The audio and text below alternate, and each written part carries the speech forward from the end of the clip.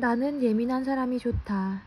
회사에서 누가 저 사람 어때? 라고 물었을 때 성격 참 좋지 라는 평만 듣는다면 그건 칭찬이 아니라는 것을 깨달았다. 사람들은, 특히 회사 사람들은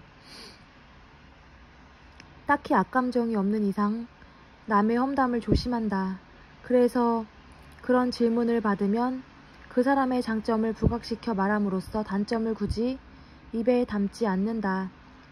결국 이 말은 성격은 좋지만 같이 일하고 싶은 마음은 없다는 뜻일 수도 있다. 더 쉽게 말하자면 소개팅 상대에 대해 어떤 사람이야? 라고 물었을 때 착해 라는 대답을 듣는 것과 같은 이치다. 착한 것 빼곤 다른 매력을 찾아보기 힘들다는 말이니까. 나는 그래서 회사에서만큼은 굳이 성격 좋다는 말을 듣고 싶지 않다. 차라리 예민한 사람이 되고 싶다. 사실 예민한 사람이 성격 좋다는 평을 듣기는 쉽지 않다. 평소 말 한마디도 그냥 넘기는 법 없이 시시콜콜 트집을 잡아 주변 사람들을 지치게 하니까. 나도 평소에는 예민한 사람을 별로 좋아하지 않지만 회사에서만큼은 다르다. 돌이켜보면 예민한 사람이야말로 일하기도 좋고 배울 것도 많은 사람이었다. 예민한 사람들은 다른 사람들이 잘 보지 못하는 것들을 본다.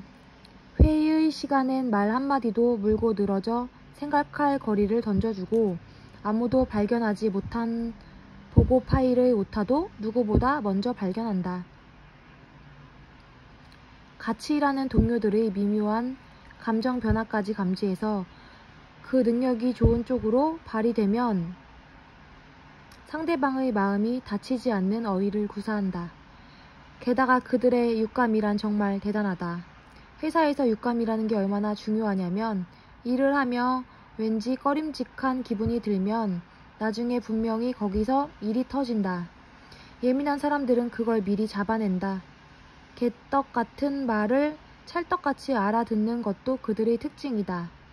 무엇보다 예민하지 않으면 좋은 아이디어를 내기가 어렵다. 아이디어는 대부분 문제 제기, 이미 있는 것들의 절묘한 조합에서 나온다.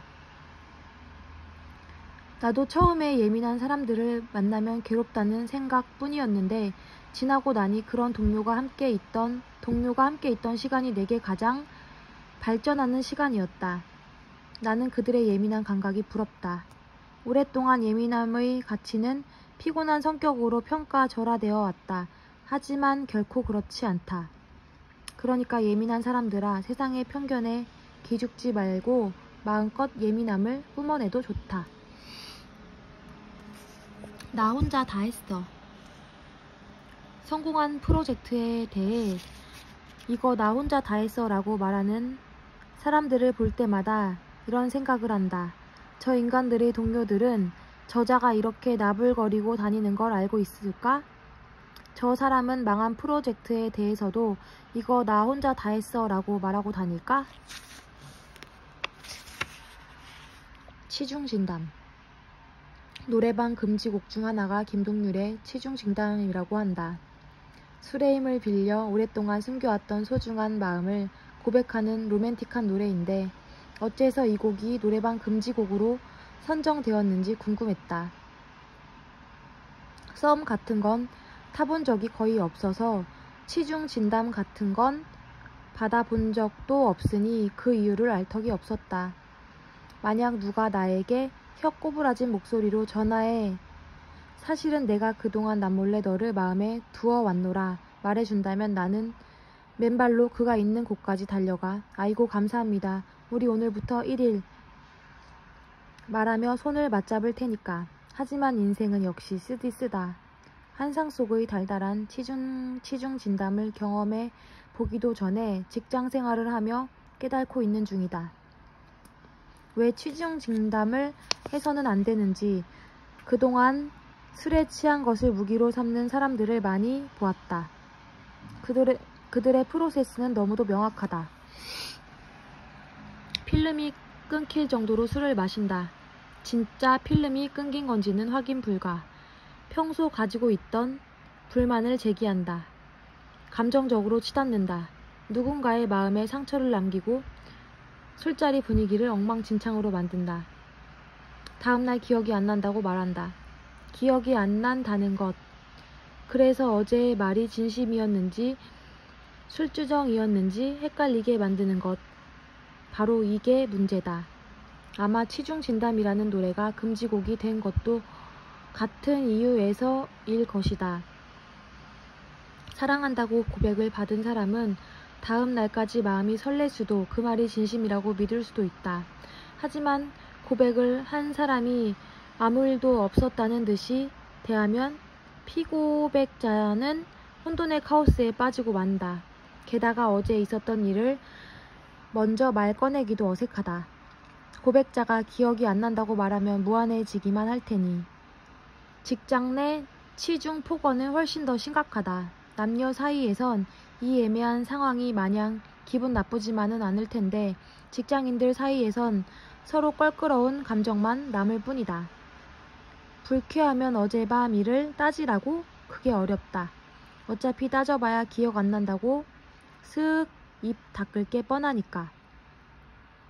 취중 진담은 술이라는 빠져나갈 구멍을 만드는 세상에서 가장 비겁한 고백이다. 패션 회사에 다녔던 한 친구는 술만 마시면 우는 병이 있다. 당연히 태어났을 때부터 있었던 병은 아니고 새로 팀장님이 오시고 나서 얻은 병이다. 그녀의 새 팀장님은 술만 마시면 평소 마음에 들지 않았던 팀원들에게 폭언을 퍼부었다. 그 수위가 거의 다이아몬드에 스크래치 남기는 급.